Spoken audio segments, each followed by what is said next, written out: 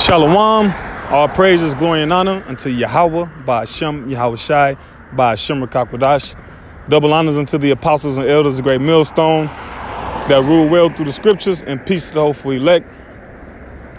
Yeah, we got the brothers. This the brother Kaya from GMS, Indiana, and in our group chat or whatever. The brothers in our little our group chat, we was just speaking and discussing some things, and Saul was mentioned. One of the elders mentioned Saul, and as I'm listening to the listening and reading the various messages, the Spirit brought to my mind that the Lord can take it away.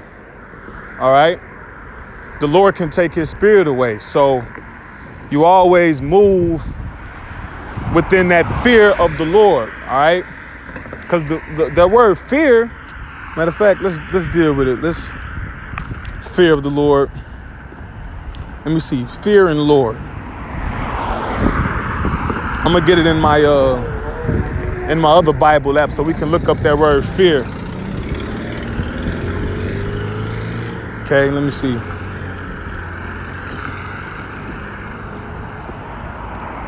Okay.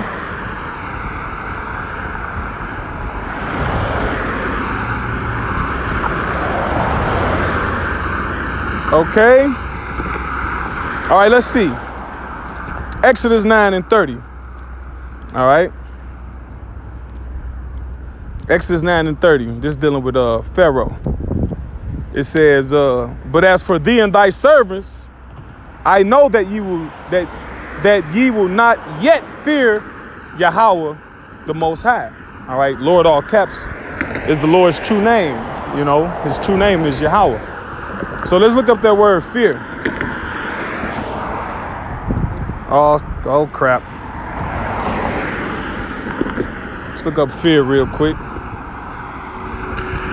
Fear, Yerah. All right. All right. To fear, revere. See that? Revere. Now, revere is where you get the word reverence, and also where you get the word reverend. All right. That's somebody to be respected. All right. Honor, respect.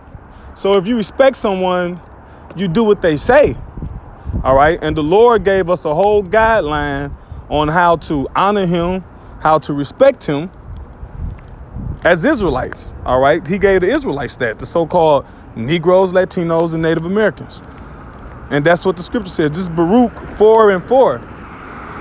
It says, O Israel, happy are we, for things that are pleasing to God are made known unto us.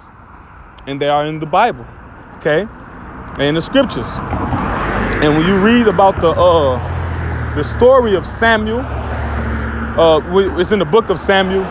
When you read about Saul and what the scripture says about Saul, when you get the story of it, you'll see how the things that came upon Saul and the things that happened to him negatively in his life was all because he did not fear the Lord, reverence the Lord, respect the Lord by doing what the Lord said.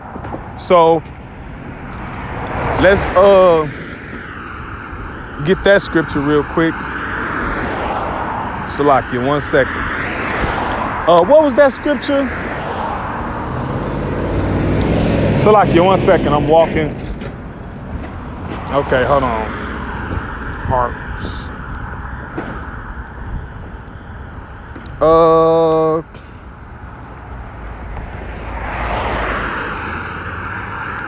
Another meaning. Oh, okay.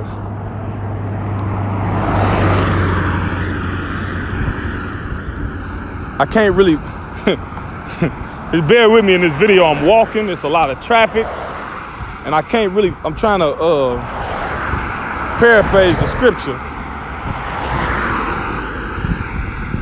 Matter of fact, let me do this. Let me just type in Saul. Okay.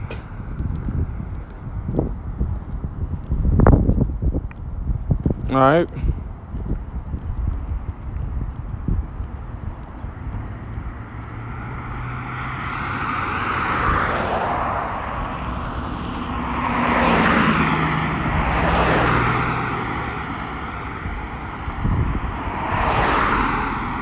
It's almost there, Salakia. Okay. Let me see. Hold on. It might be 1 Samuel 10. Right. The water Yahweh Shem Yahushai. This 1 Samuel 10 and 9. It says, and it was so that when he had turned his back, matter of fact, let me read up. Verse 6. It says, and the spirit of Yahweh will come upon thee, and thou shalt prophesy with them. So that's what this is Samuel speaking to Saul, because the Lord had chosen Saul to reign over his people, because that's what the people wanted. See, our people didn't want the Lord to reign over them. They wanted something that they can see, something that was appealing to the eyes right then and there. You know, so the Lord said, okay, I got you. I'm going to give you Saul.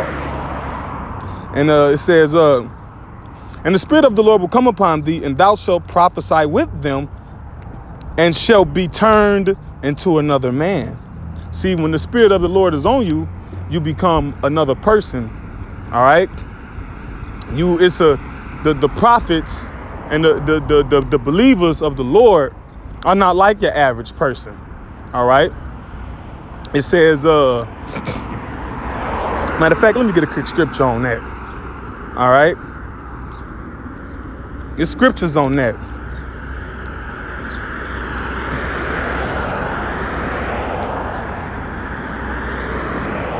That got to be said too. Salakia. Isaiah 54. Let me see. It's Isaiah 54. Right. Isaiah 54 and 17. No weapon that is formed against thee shall prosper, and every tongue that rise against thee in judgment thou shalt condemn. Right. Because in this day and age, the men of the Lord is frowned upon because of wickedness has been exceedingly polluted the whole earth. Wickedness is viewed as righteousness, and righteousness is viewed as wickedness.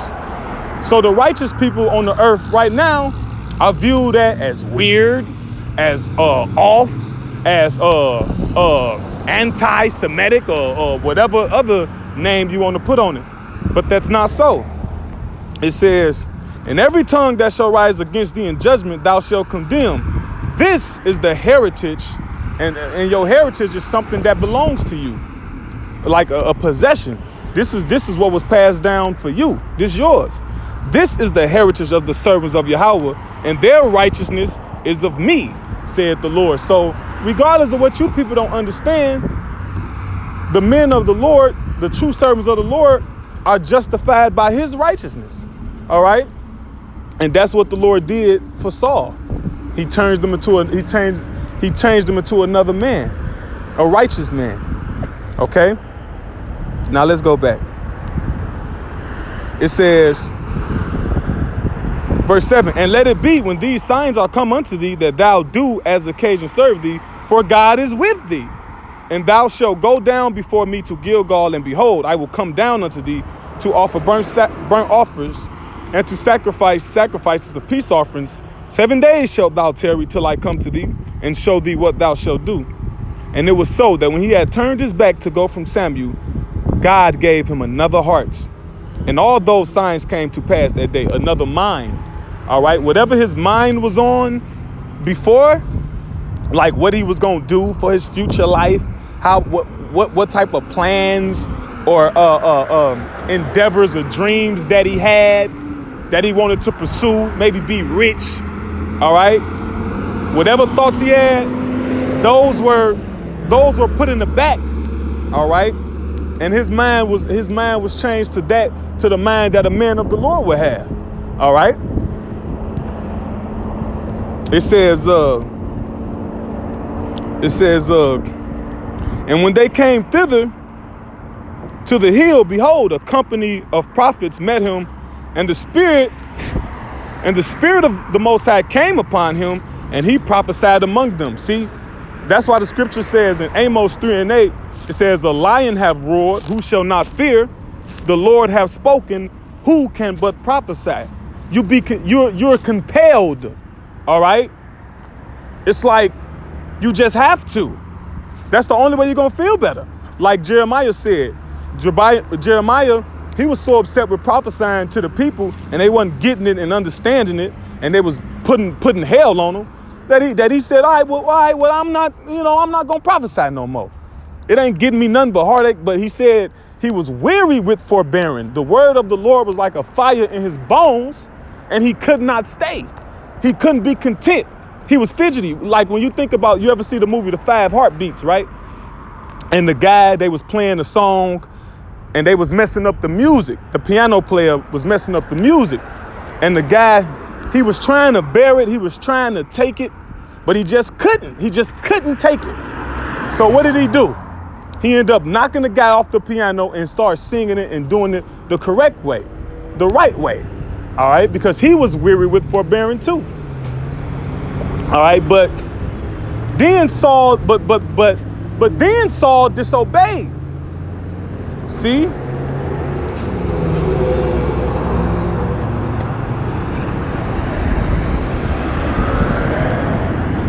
Oh, okay. Pardon me. Let me see. Obedience.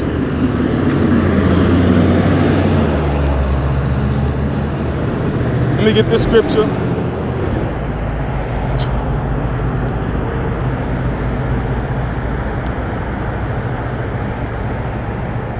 Oh, okay. These apps be tripping, boy. I know it said obedience. Let me see.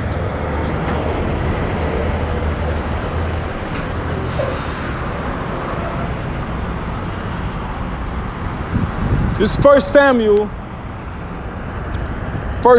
15 and 22. It says, and Samuel said, hath the Lord as great delight in burnt offerings and sacrifices as in obeying the voice of the Lord? Behold, to obey is better than sacrifice, and to hearken than the fat of rams.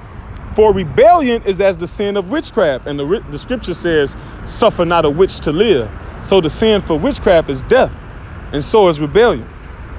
It says, and stubbornness is as iniquity and idolatry. Because thou hast rejected the word of the Lord Yahweh, he hath also rejected thee from being king. See? So he didn't obey. The Lord rejected him. All right?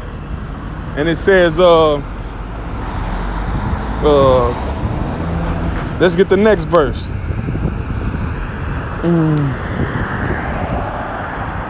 This 1 Samuel 16 and 14. But the spirit of the Lord departed from Saul, and an evil spirit from the Lord troubled him. See that? See, the Lord gave him his spirit, all right? Gave him his righteousness, all right? But he didn't continue within it. He didn't continue within it and obeying the voice of the Lord. He didn't watch himself, all right? The scripture says you have to constantly examine yourself, okay? And his mistake cost him. That costed him. All right. And once the spirit of the Lord depart from you, now you're open up to the evil spirits. You don't have that hedge. You don't have that protection. Okay. So I'll close with this scripture right here.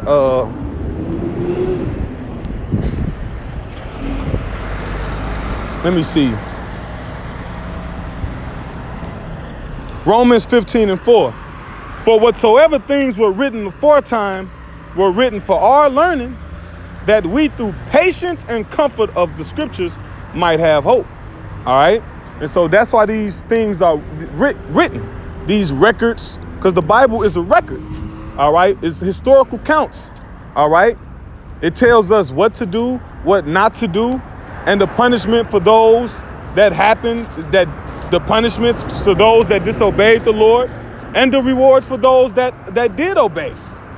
In various situations. All right? Like the scripture speaks in Sirach, the 2nd chapter. All right? I'm gonna grab that. The book of Ecclesiasticus, which we call the book of Sirach, not to get it confused with the other book, Ecclesiastes. All right? Chapter 2, verse 10. Look at the generations of old and see, did ever any trust in the Lord and was confounded? Or did any abide in his fear and was forsaken? See, you got to abide in the fear. Fear, another word for fear, reverence, respect, awe, honor, majesty. All right. The same way people be the same deference that you would give to the president or to your boss, at work. All right. Or to a police officer that pulled you over, or to a judge. All right. The same respect and honor people give to them. How much respect and honor do the Lord deserve? All right. Exponentially much, much, much more. You can't even really put nothing, that didn't even feel right coming out my mouth, But anyway, look at the generations of old and see, did ever any trust in the Lord and was confounded? Or did any abide in his fear and was forsaken?